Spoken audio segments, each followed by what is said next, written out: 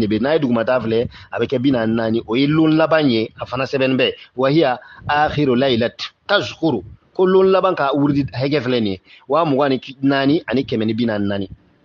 donc a bɛ 4 fara lon laban ta kan tile 21 lon wallahi ka kon tile 21 kɔnɔ aw na bɛn wari model dɔw ma aw ti lara mais aya bara ka bila sɛbɛnden min kɔnɔ k'o bila o kun fo ka taa fɛn kɛ fɛn min ye n'a ma wurdi dabila ka ban dongo don n'a y'a wurdi ni tile 21 dafara ka ban o ye riyada bani maintenant a bɛna adadu jigi sisan lon bɛ a b'a wurdi cogo jumɛn ya batinu ya malakul shari'un a b'o de wurdi 7 ni 12 a banna 7 ani 12 a bɛ wurdi o cogo la lon bɛ sɔgɔma ou bien lon bɛ sufɛ i b'i ka nasi mun i b'a wurdi 7 ni 12 n'i kɔni bɔra hali n'i ma bɔ i sigi n'i ka du kɔnɔ i bɛ nafolo sɔrɔ n'i sera ka aradul kubra ni kɛ ten billahi i bɛ sigi i ka du kɔnɔ i bɛ kɛ comme faama masakɛ i bɛ fɛn o fɛn fɛ o telima de bɛ sɔrɔ i ka du kɔnɔ mais ale la i b'a tile 21 adadu kɛ comme a fɔra cogo min na a saraka y'a ye ko ma a sɔdakotun fɛn ma fɔ a saraka bɛ na i ma sikora de mɔgɔw ka saraka tɛ kelen ye nin yɔrɔ ninnu na n'u ye ismunu kunfaya kunnu de nɔgɔ foyi taara mɛlɛkɛ tɔgɔ t'a kɔnɔ foyi tɔgɔ t'a kɔnɔ a nana bi ismullahi n bɛ fɛ ka kuma dɛ mais n ka santé tɛ n permettre il va falloir que faut que n baw to yen ni fɔlɔ na a nacogo wɛrɛ bɛ yen ale bɛ baara kɛ ni mimunu ye kuranna ka haya minnu bɛ yen kuranna kɔnɔ mimunu minnu bɛ yen a mimunu kelen kelen bɛɛ bɛ se ka baara kɛ ni bismim ye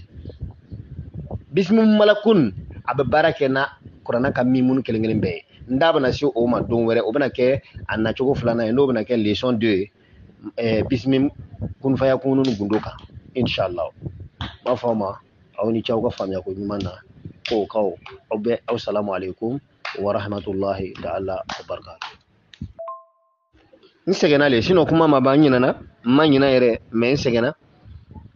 ayiwa n'a nana sɔrɔ ko laɲini gwansan wɛrɛ lo ni wari ko lo i b'a ci wari kan ten i b'a baara mais a riyada yɛrɛ kɔni kɛ ni kɔnɔna na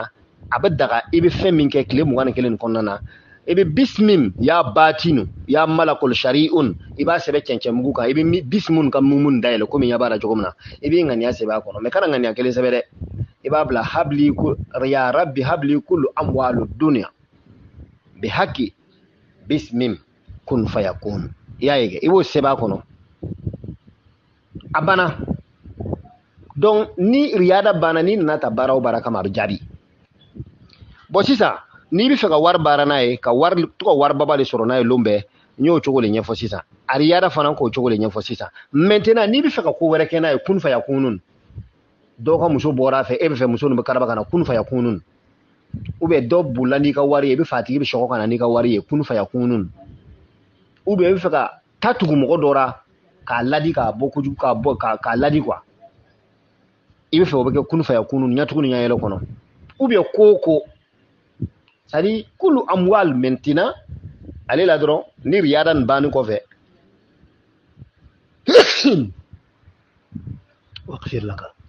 ni riyada banna a bɛ mun kɛ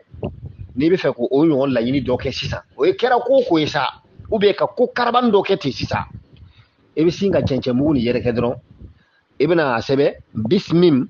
ya batinu ya malakul shari'un i b'o sɛbɛ cɛncɛn kan mais i bɛ mimunu waga bismum ka mimunu waga ɲanama i b'i ka laɲini sɛbɛ a kɔnɔ i b'a datugu i bɛ sigi k'a wurdi i y'a faamuya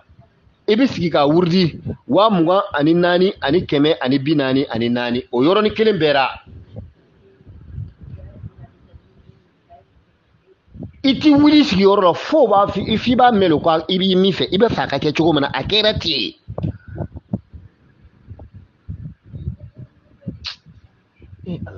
bon hali n'a danna nin ma aw bɛ sɔn k'a fɔ k'aw bɛ ala tɔgɔ fɛ tuguni yan n bɛ tabdili fɛ o n bɛ samiru fɛ o n bɛ batu e ni ala cɛ ni t'a bɛɛ bɔ wa